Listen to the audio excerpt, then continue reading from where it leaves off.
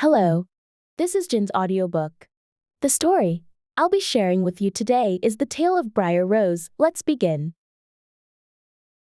Once upon a time, there was a king and queen who, despite wishing every day, could not have a child. One day, while the queen was bathing, a frog emerged from the water and spoke to her. "Your wish will come true. Within a year, you will bear a daughter." The frog's words came true. The queen gave birth to a beautiful girl, bringing immense joy to the king. He organized a grand festival, inviting relatives, friends, and wise women.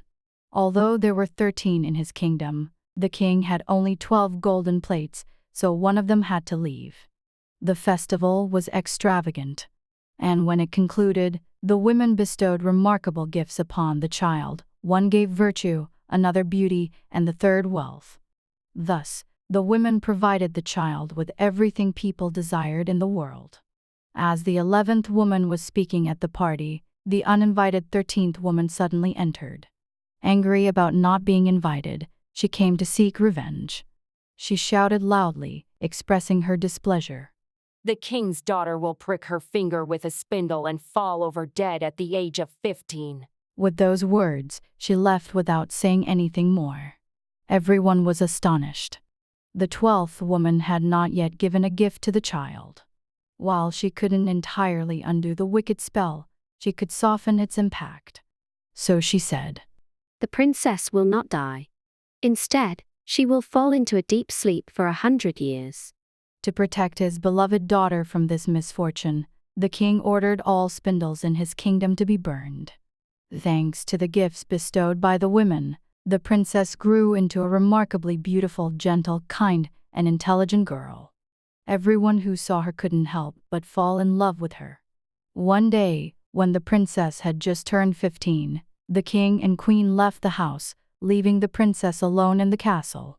She roamed around freely, exploring every nook and cranny. Eventually, she reached an old tower. Climbing the narrow spiral staircase, she arrived at a small door with a rusty key stuck in the lock. Turning the key, the door opened. Inside the small room, an old man was diligently spinning a spindle. "Hello, what are you doing here?" The princess asked. "I'm spinning a spindle," replied the old man. The old man nodded his head and replied. "What do you use this mere trinket for?" The princess, curious, expressed her intention to spin the spindle herself. As soon as the princess touched the spindle, the wicked spell took effect. Her finger was pricked by the spindle, and she fell onto the bed, sinking into a deep sleep. This sleep spread throughout the entire castle. The king and queen, who had just returned and entered the hall, started falling asleep, and all the courtiers followed suit. The horses in the stable, the dogs on the farm, the doves on the rooftop, the flies on the wall, and even the flames in the hearth all fell into a deep slumber.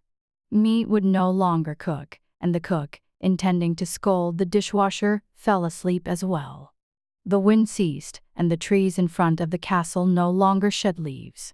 Thorns began to grow around the castle. Every year they grew taller until they eventually enveloped the entire castle, obscuring it from view except for the thornless rooftop. Rumors spread about the beautiful sleeping beauty in the kingdom. Occasionally, princes tried to pass through the thorns and enter the castle.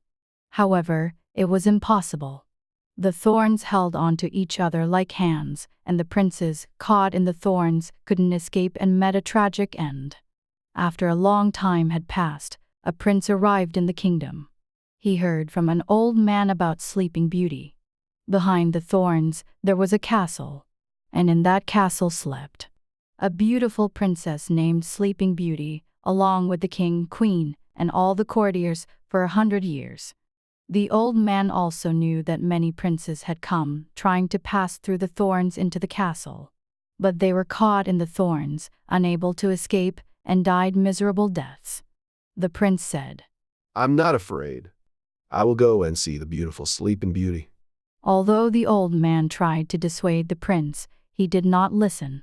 Now, after 100 years had passed, it was time for Sleeping Beauty to awaken. As the prince approached the thorns, They transformed into large and beautiful flowers, parting ways to allow him to pass. Once he passed through, the thorns gathered again. In the castle courtyard, he saw horses and spotted hunting dogs lying down, and on the rooftop, a dove perched with its head tucked under its wing. As he entered the house, he observed flies sleeping on the wall, and in the kitchen, the cook, raising his hand to scold the dishwasher, was also asleep. Maids sat by, ready to pluck feathers from a turkey. Going further inside, he found all the courtiers lying fast asleep in the hall. On the throne above, the king and queen were also lying down. As he ventured deeper, everything was so quiet that he could hear even his own breathing. Finally, he reached the tower and opened the door to the room where Sleeping Beauty lay. There she was, sleeping peacefully, and she was so beautiful that the prince couldn't take his eyes off her. He bent down and kissed her. Sleeping Beauty opened her eyes, woke up, and looked at him very kindly. As the prince and the princess left the room together, the king, queen, and all the courtiers also woke up. They looked at each other with eyes widened in surprise. As the prince and princess continued into the castle, everything came back to life.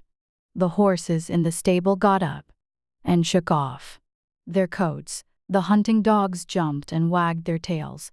The dove on the roof spread its wings and flew around. The flies on the wall began to move. The kitchen fire ignited, and the cook started cooking again. The meat started sizzling once more. The cook scolded the dishwasher, and the maids prepared to pluck the feathers from the turkey. The prince and Sleeping Beauty's wedding ceremony was held in grandeur, and they lived happily ever after.